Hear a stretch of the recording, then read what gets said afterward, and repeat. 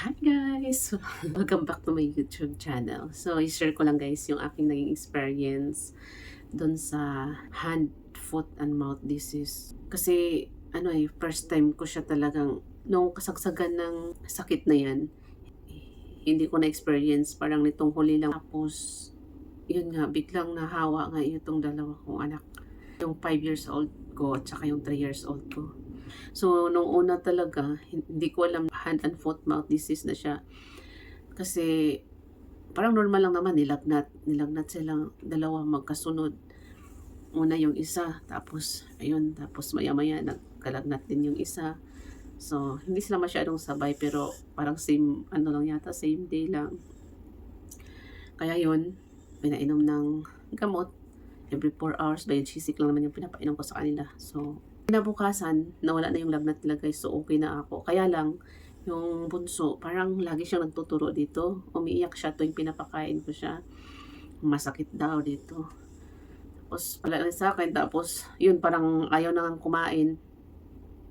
Tinignan ko, namumula yung niya. So, wala pa akong idea nun guys na hand, foot, and mouth disease na yun siya guys. Kasi, parang nakita ko kasi doon, parang mayroon lang siyang singaw. So, parang ganun. So, syempre, mayroon akong gamot na singaw. So, hindi na siya kumakain yung bunso. Pero umiinom siya ng gatas. Tapos, pinapainom ko siya ng, yung Viva-Lite. So, yun talaga ang ko guys, pagka nilalagnat yung bata. Tapos, itong isa, hindi pa sa kanya. Pero nagrereklamo na siya na masakit daw dito. Sakit. Parang may nakikita akong mapula na. Parang may singaw din, nakita ko naman dito talaga. Kasi minsan na-experience ko na rin yun, nagsingaw sila. So, daktarin lang yung nilalagay ko. And then yun, pagka sabi ko, lumala siya agad guys, parang ang bilis, ayaw kumain. At least itong 5 years old ko, marami akong napainom sa kanya na Viva-Lite. Binabanatan niya yung Viva-Lite guys, nakaubos siya ng halos 1.5 Viva-Lite. Tapos kinabukasan saka ako dinala ng doktor. Yun nga, na-confirm nga na hand, foot, and mouth disease. So ngayon, dahil wala na silang lagnat, wala nang ginawang laboratory, tapos hindi na nagbigay si Doc ng antibiotic kasi wala nang lagnat. So hindi daw nakakatulong ang antibiotic dahil ito ay virus. Ang niresita ni Doc kasi yung Xylogel para pang-ibsan lang sa sakit pagka sumasakit. Tapos yung Xylogel pala pwede sa ngipin, pwede sa mga ganyan. Tapos sinresitahan siya ng ibuprofen. Silang dalawa, at least dalawa sila mag-inom nun kasi same lang naman ang sa kanila. Same lang sila. Pero mas grabe talaga itong 5 years old guys kasi grabe talaga yung na niya, yung sa lalamunan tapos nung mga ilang araw, mga 3 days, doon na yes, grabe yung mga butlig-butlig sa paa na grabe yung sa 5 years old. Pero itong isa, maliliit lang. Pero parang ganun pa rin siya talaga. So, itong maliit medyo okay lang kasi parang 2 meal lang yata ang hindi siya kumain. Tapos kain-kain siya basta may sabaw lang. So, okay na yun. Tapos ito talagang 5 years old guys. Grabe, ang hirap ko kasi nag-alala na ako.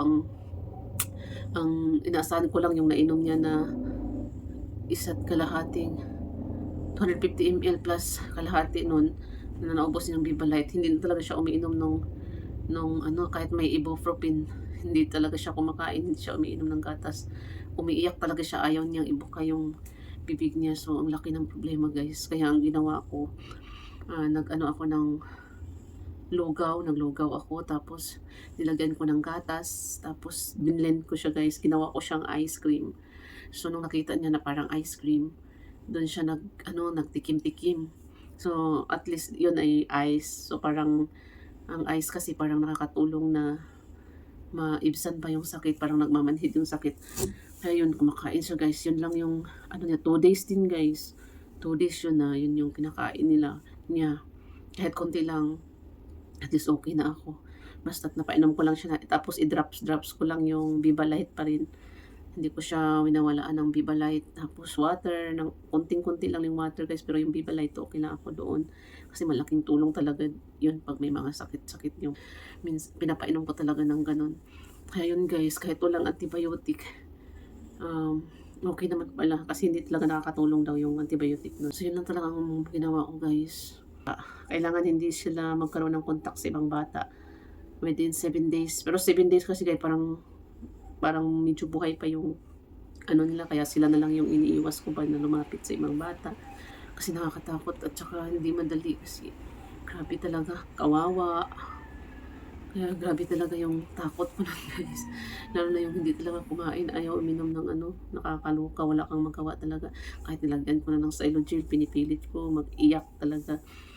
So, wala. So, yun lang ang aking naging experience. Sobrang hirap. So yun lang ang aking experience. Share ko lang, baka maka-experience din kayo soon. So, mas mabuti may mga medyo konting kaalaman tayo kasi ang hirap pag doon na lang tayo magtanong-tanong pagka nangyari na. Mas maganda talaga na magiging aware tayo sa mga in case na mga ganyan ba kasi ako talagang tataranta ko pag mga ganyan na my God, lang, hindi kumakain, hindi umiinom ng tubig. So mas maganda talaga pag may medyo konting alam tayo kung anong gagawin pag nangyari na, so may idea talaga tayo kung anong pwedeng gawin. So yan lang ang aking mai-share. Thank you for watching and God bless. Bye bye.